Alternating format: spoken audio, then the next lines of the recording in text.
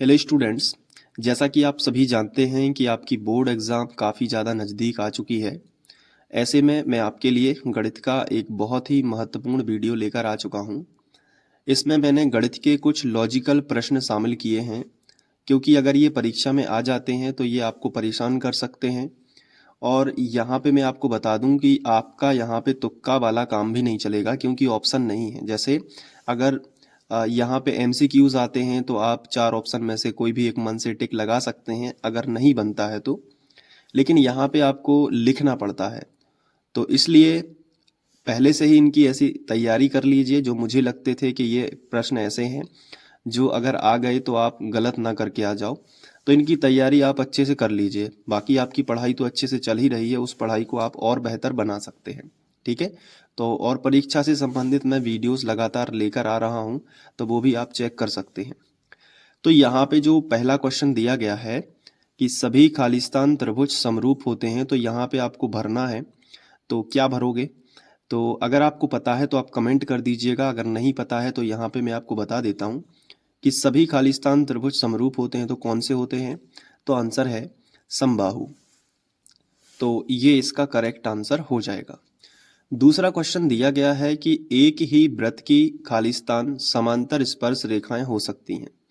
तो एक अगर वृत्त है तो उसकी कितनी समांतर स्पर्श रेखाएं हो सकती हैं? तो इसका सही जवाब है 2। तो ये कुछ कुछ तो आपको सरल लगेंगे, नीचे थोड़े थोड़े कठिन भी हैं। तो आपको देखना है, अगर 1-2 बन रहे हैं तो इससे खुश नहीं होना है। कुछ और नीचे हैं तो आपको देखना पड़ेगा कि कौन कौन से ऐसे हैं जो मुझ पे बन रहे हैं और कौन से ऐसे हैं जो नहीं बन रहे हैं। जैसे यहाँ पे तीसरा है कि किसी घटना की सभी संभव प्रायिकताओं का योग खालिस्तान सदैव खालिस्तान होता है। सभी संभव घटनाओं का योग कितना होता है? तो ये आपको ध्यान रखना है कि सभी संभव प्रायिकताओं का योग होता है 1। इसके बाद अगला क्वेश्चन है कि किसी निश्चित घटना की प्रायिकता खालिस्तान होती है। तो निश्चित घटना की प्रायिकता कितनी होगी वो भी आपको पता होना चाहिए, 1। ठीक है, ये क्वेश्चन सेम ही है, बस बदल के आ गया तो इसलिए मैंने अलग से इसको लिख दिया। इसके बाद है कि एक साथ घटित ना होने वाली घटनाएं खालिस्तान कहलाती हैं। ये क्वेश्चन जो है आप पे अगर आ जाएगा तो क्या आप इसका आंसर जानते हैं? अगर जानते हैं तो आप कमेंट जरूर करिएगा कि एक साथ घटित ना होने वाली घटनाएं क्या कहलाती हैं। तो इनको हम कहते हैं अपवर्जी या परस्पर अपवर्जी। तो ध्यान रखना है कि ऐसी घटनाओं को कहते हैं परस्पर अपवर्जी। जो एक साथ घटित नहीं होती हैं उन्हें कहते हैं परस्पर अपवर्जी। ये काफ़ी इंपॉर्टेंट है, रिक्त स्थान इसको अच्छे से लिख लेना यदि नहीं पता था, क्योंकि रिवाइज भी करके जाना है। अगर रिवाइज नहीं करोगे तो एग्जाम टाइम तक भूल जाओगे। नेक्स्ट है कि किसी वृत्त की स्पर्श रेखाएं खालिस्तान बिंदुओं पर प्रतिच्छेद करती हैं। तो किस बिंदुओं पर, कितने बिंदुओं पर? यहाँ पे हमें समझना पड़ता है सवाल को, कितने बिंदुओं पर प्रतिच्छेद करती है। तो यहाँ पे आपको लिखना है कि केवल 1। तो केवल 1 बिंदुओं पर प्रतिच्छेद करती है।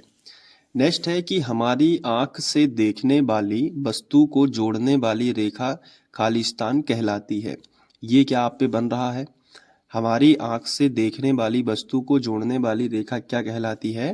तो इसका जवाब है दृष्टि रेखा। नेक्स्ट क्वेश्चन दिया गया है कि HCF AB मतलब A और B दो संख्याएं होंगी, गुणित LCM AB, ये भी A और B दो संख्याएं होंगी, तो इनका गुणनफल क्या होता है? तो इनका गुणनफल HCF मतलब HCF और LCM बराबर होता है दोनों संख्याओं का गुणनफल। हमने चैप्टर 1 में इसको पढ़ा भी था, तो A क्रॉस B हम इसको लिख सकते हैं। नेक्स्ट है कि यदि A बराबर BQ हो तो A और B में संबंध बताइए। अगर A बराबर BQ है तो यहाँ देखो A के बराबर BQ लिखा है तो A बराबर B लिखा है ना, तो A का एक गुणनखंड क्या हो जाएगा? B। ये आप यहाँ पे लिख सकते हो कि B जो है वो A का गुणनखंड है। ये जो B है ना वो A का गुणनखंड है, यही इनमें संबंध है।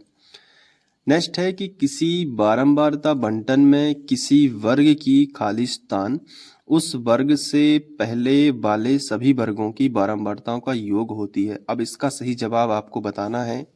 क्या आप इसका जवाब जानते हैं? अगर जानते हैं तो कमेंट में जरूर लिखना, और ये भी बताना कि 10 में से आप पे कितने सही बने हैं और कितने आपको नहीं पता थे, पूरी ईमानदारी के साथ।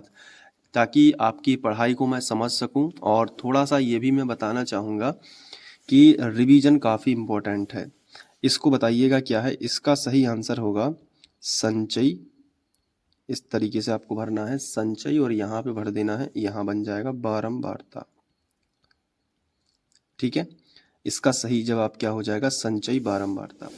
अब अगर आप इसको नोट करना चाहते हैं तो मैं आपको यहाँ पे दिखा देता हूँ ताकि आप इनका स्क्रीनशॉट लेके रख सकें या फिर इसको नोट कर सकें। ठीक है, तो ये देखिए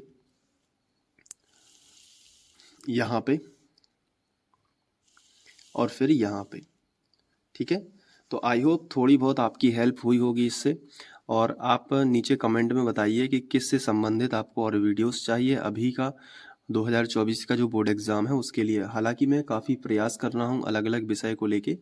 मैं साइंस क्लास के नोट्स भी मतलब बच्चों को दे चुका हूँ। अगर आपके पास नोट्स नहीं है क्लास 10th के तो प्रीमियम नोट्स आपको मिलेंगे। उसके लिए जो मैंने वीडियो बनाया है 10th विज्ञान नोट्स, वो आप देख सकते हो, या फिर आप इस नंबर पे व्हाट्सएप कर सकते हो तो आपको 10th विज्ञान के नोट्स मिल जाएंगे।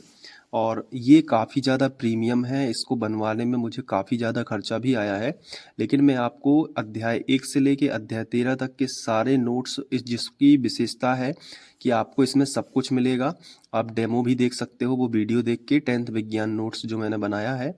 और इसका जो प्राइस है मात्र 100 रुपये है, उसमें आपको नोट्स जो है कंप्लीट मिल जाएंगे।